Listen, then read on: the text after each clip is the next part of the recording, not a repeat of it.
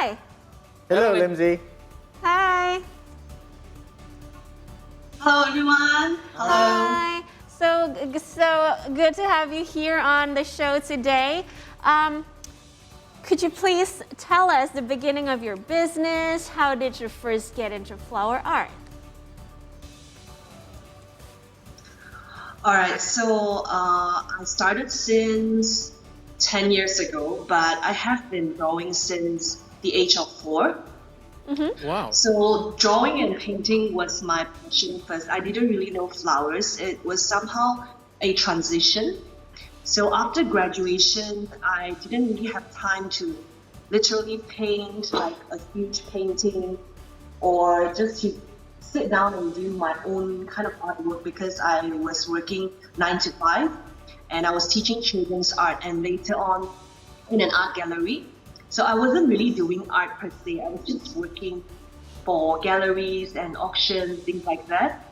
And the rest of the time after work, I realized that I wanted to do something that was fast and easy to construct. So that's how I started to use ordinary materials that I could find at home. And because I was teaching children's art then, so I had all the random materials lying all around. Like we used a lot of leaves and stones and even macaronis to engage the children, to let them do art. So I just started to compose something out of it that was really fast, and I just used a camera to take a picture of it. And slowly I started to use a bit of flowers, and it was my grandmother's birthday. I remember it very clearly because I wanted to give her a gift, but I didn't know what to give her. And so I thought of giving her something that was handmade and something really special for her. And she really loves flowers. So I went to her garden to pick up some of the flowers, and it was a rose. And at that instant, I thought it looked like a puffy dress. So I plucked out the petals and I just constructed out a flower dress and I made it into a bookmark and I gave it to my grandma.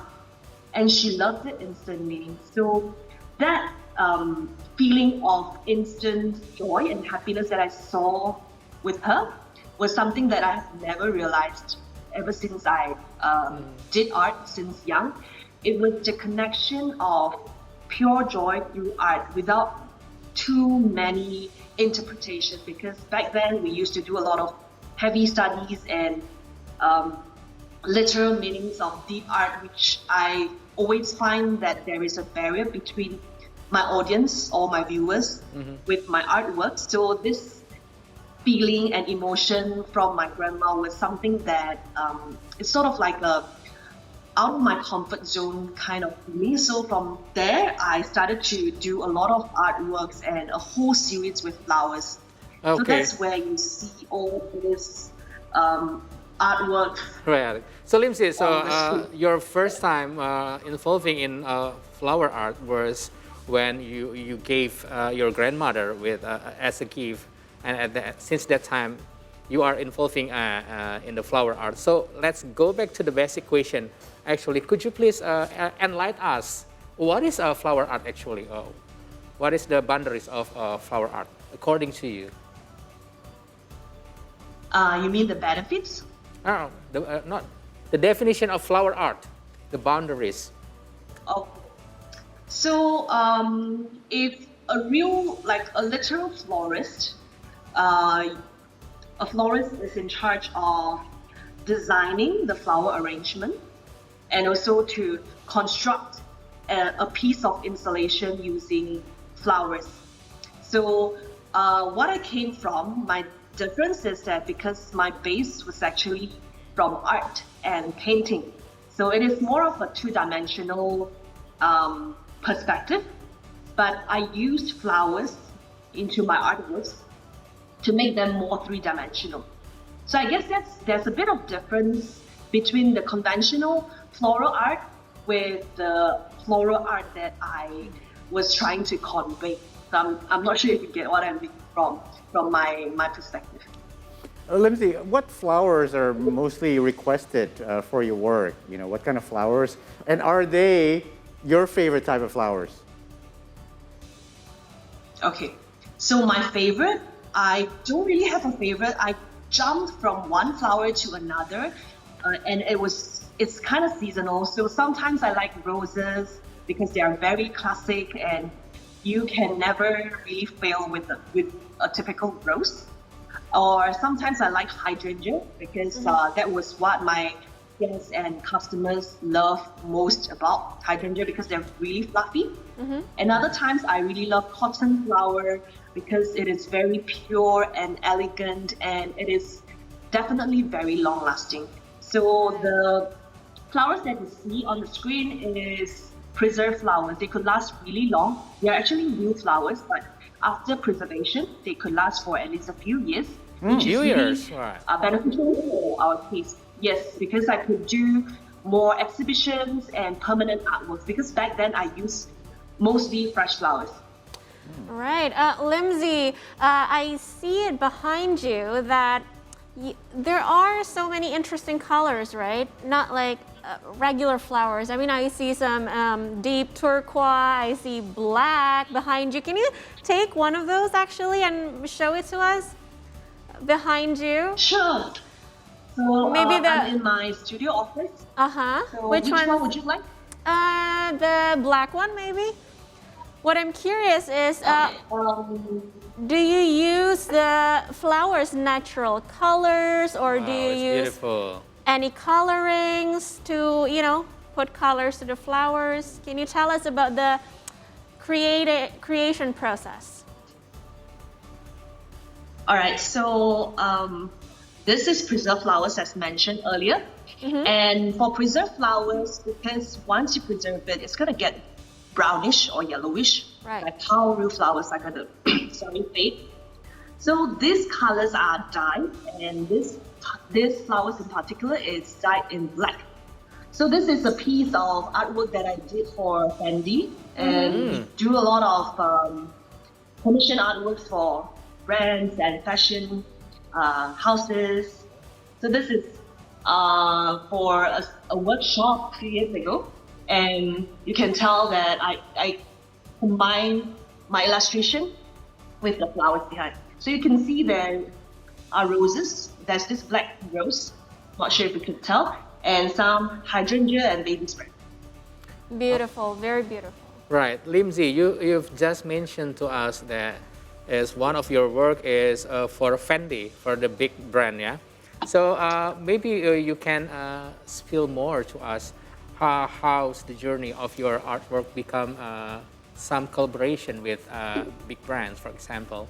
Or maybe you can add the story, how did you build your brand during the pandemics?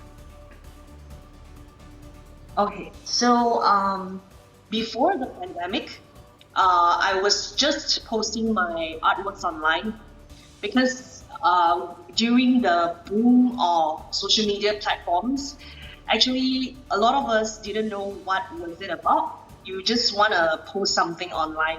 So my friend told me why don't you just post some of your artworks online because you have already taken good photographs of it. So I just said, why not? So I decided to treat my Instagram and Facebook like a gallery itself. So I just post every day and one artwork a day, and I just take it as a moonlight job for myself and just do it for fun. But interestingly, some of the clients and brands started to engage me through email just by seeing my artworks and images. So they came from all around the world. My very first client was American Express from the States, and I've even been to Jakarta and Surabaya for workshops. Wow. And I was really lucky to do a lot of exhibitions in a few countries before the pandemic. So there were also fashion brands and household brands that engaged me and my team later on to do fashion illustrations, which I showed you just now, and also all this in the gallery wall. So that's how we slowly got engaged with all these brands, and I started to know how I could merge my artworks with a balance of commercial and also my style in it. Yeah, it seems like your work has been used for fashion and then lifestyle. American From all Express. around the world. Yeah, from all around the world. Is that how you saw it? I mean, I saw the drawings, I saw the illustrations. They are kind of like a fashion drawing. Is that something that you're also passionate about? Yeah, so I was really fortunate to got a lot of these commission projects and exhibitions from various countries, and not only Malaysia but also everywhere else. So that's how I started to build my brand and also my team, because I realized that just me alone, I couldn't do it like just a solo artist. I was a freelancer for a few years, and then I started to build a little team so that we could do some small production and things that are all handmade. So all the artworks that you see and the commission that you see are all handmade, so that those are our core values.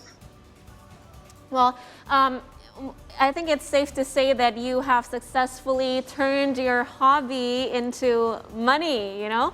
Do you have any words of encouragement for the people out there who is still, thinking? You know what? I want to buy it. How do we order from you?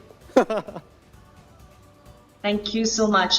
You can view on our website. So we have a website, www.lovelimzy.co, or you could just browse it through our Instagram.